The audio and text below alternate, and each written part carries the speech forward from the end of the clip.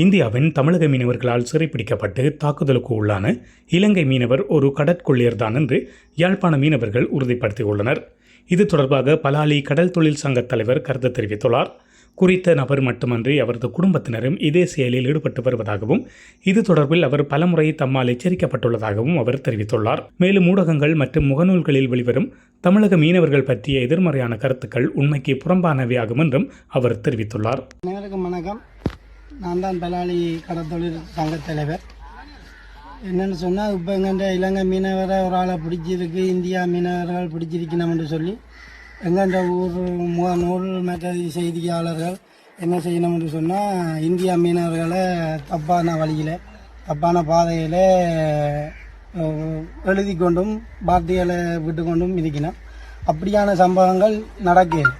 என்னென்னு சொன்னால், இவியல் கடல் கொள்ளையர்கள், இவியல் தனிப்பட்ட இல்லை, இவியல் குடும்பம் சேர்ந்து களவெடுக்கிறார்கள். இதை நான் என்ன செஞ்சுருக்கேன்னு சொன்னால், 6 மாதம் சங்க தலைவராக 3 தடவை ஆக்களை பிடிச்சிருக்கேன். 12ஆம் தேதி பிடிச்சி சந்திரசேகர் அமைச்சர், கிராம சேவையாளர், மற்றவங்க போலீஸ் ஓஏசி அவர்களுக்கு கடிதம் கொடுத்துருக்கு. பலாலி அண்டத்தில் கதைக்கிறேன். என்ன பிரச்சனைன்னு சொன்னால், நாங்கள் கடத்தொழில் செய்கிறோம். எங்களோட கடத்தொழில் செய்கிற சமுதாயத்தில் இருந்து ஒரு குடும்பத்தை சார்ந்தவியல் மாமன் மருமக்கள் பிள்ளைகள் என்று சொல்லி இந்த இந்தியா மீனவத்தை பொருட்கள், அதாவது வலையில இருந்து போனு ஜிபிஎஸ்ல இருந்து அடித்து பறித்து கொண்டு நிற்கிறோம். இதை தொடர்ந்து இந்த பலாலி அண்டனிபுரம் பலாலி 90ல் இடம்பெயர்ந்து 2016 மீளக்குடிய இங்கே நாங்கள் நாங்கள் இந்த 2016 வந்த பொழுது 2016 இவியல் களவெடுத்து வந்த பொழுது நான் தான் அதை பிடிச்சு கொடுத்து சங்கத்தில் இதண்டு அவியலோட சண்டை பிடிச்சி கோட்ஸுக்கு போயும் வழக்காடினான். அந்த இதை அவியல் விடுறதா இல்லை, தொடர்ந்து அந்த களவை எங்களோட ஊரில் செய்து கொண்டு இருக்கிறோம்.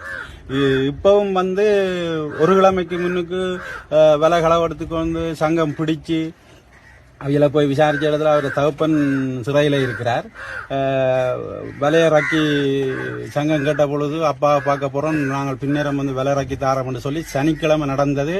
சனி இரவு நாங்கள் இங்கே ஒரு தொழிற்கு புறையில் கிறிஸ்தவர்கள் சனி இரவு ஞாயிற்றுக்கிழமை இரவாக கொண்டு போய் அந்த விலையை கடத்தி எங்கேயோ வித்து போட்டு வந்துட்டாங்க. விடியப்புறம் 4 காலுக்கு தான் அந்த போட்டு இங்கே கரையை வந்தது.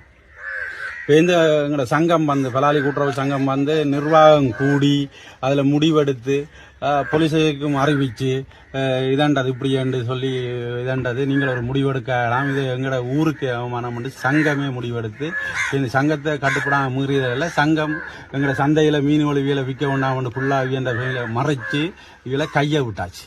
எங்களால் ஒன்றும் செய்யலாமல் நாங்கள் கையை விட்டாச்சு. நாங்கள் மீண்டும் முயற்சி எடுத்து இதுவரை விடுங்கோ, ஒரு நல்ல வழியாக நீங்கள் ஒரு நல்ல ஒரு தொழிற்செய்வியல் இந்த தொழிலை செய்யுங்கோண்டு நாங்கள் எவ்வளவு தூரம் கஷ்டப்பட்டும் எங்களுக்கு பலனளிக்கவே இல்லை.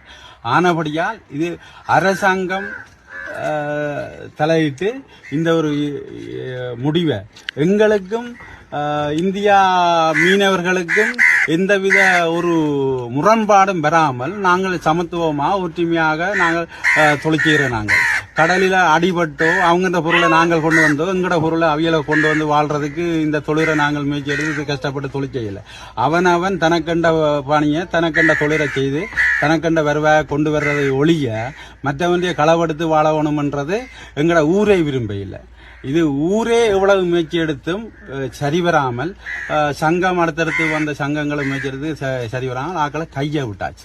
கையை விட்ட பொழுதுதான் இது இப்ப பிடிபட்ட சம்பவத்துக்கு முத நாள் இங்க இது 3 போட்டுல போனவியல் 3 போட்டுல போய் வந்தவியல். இப்போ இந்த அடுத்த நாள் இந்த தனிப்போட்டில் போய் தான் இந்த சம்பவம் நடந்தது. நாங்கள் முயற்சி எடுத்து எங்களால் இயலாமல் போச்சு. அரசாங்கம் ஆண்டாலும் இந்த நடவடிக்கையை ஒரு முடிவு கட்டணும் என்று தாழ்மையாக உங்களை கேட்டுக்கொள்றேன். இப்ப அங்கவே சொல்லிக்கிறேன், கடற்கொள்ளையர் என்று சொல்லிக்கிறேன். கடற்கொள்ளையரா நிவியல் எங்களை பொறுத்தளவில் கொள்ளையரா நிவியல். ஏனென்று சொன்னால், நாங்கள் கண் முன்னால நாங்கள் இவியல் அடிபட்டு நான் மாவட்ட கோர்ட்ஸில் வழக்கு மாடி இருக்கிறேன். இப்போ நான் வெளிநாடு போகணுன்றதுக்காண்டி வழக்கு இவளுக்கு காசு கட்டி ஒத்துக்கொண்டு இதண்டு காசு கட்டி போட்டு நான் வெளிநாடு போனேன். இப்போ திரும்பவும் இவளோட 5-6 முறை இந்த களவு பிரச்சனை நிப்பாட்டுங்கொண்டு நாங்கள் அடிபட்டு இருக்கிறோம். இது எங்களை பொறுத்தளவில் அப்படித்தான் நாங்கள் ஏற்றுக்கொள்வோம். இதென்று சொன்னா சும்மா இல்லை. இப்ப விலையோட விலை விழுந்து ஒரு நாள் 2 நாளைக்கு இதெண்டா வெட்டி கொண்டு வரதான் ஏற்றுக்கொள்ளலாம். இது இவியல் இதுக்கண்டே போறவிய, அளவுக்கண்டே போறவிய. அப்ப அவங்க சொல்றதுல எந்த தப்பும் இல்லை. இதுதான் உண்மை. நாங்கள் பயப்பட்டு கதைக்கணும், இவியலுக்கு பயப்பட்டு கதைக்கணும், எங்கட ஊரை கீழ்த்தரமா கொண்டு போகணும் நாங்கள் நினைக்க இல்லை. எப்பவும் நாங்கள் இதுல நினைக்கிறோம் எங்கட ஊர் நல்லா இருக்கணும், ஊர் மக்கள் நல்லா இருக்கணும்னு நாங்கள் நினைக்கிறோம். நாங்கள் சரி அதுக்காண்டி இவியலுக்கு பயந்து நாங்கள் இப்படி இவியல் செய்ய இல்லை, இவியல் தொழிலுக்கு தான் போனதுண்டு நாங்கள் இதில் நான் நேரடியாகவும் ஆக்களுக்கு முன்னால எந்த யார் கேட்டால் கூட நான் நேரடியாக சொல்றதுக்கும் என்னிடத்து துணிவு இருக்கு. ஏன்னு சொன்னா நாங்கள் இவளோட அடிபட்டு இருக்கிறோம், கோட்சேறி இருக்கிறோம். அப்ப இதைத்தான் நாங்கள் தடுத்திருக்கிறோம் ஒழிய மற்றும்படி இவியலோட வில்லங்கத்துக்கோ இவியலோட தனிப்பட்ட பிரச்சனையோ எங்களுக்கு எதுவும் இல்லை. இதுபோன்ற செய்திகளை உடனுக்குடன் தெரிந்து கொள்ள மீரா தமிழ் சேனலை சப்ஸ்கிரைப் செய்து இணைந்தீர்கள்.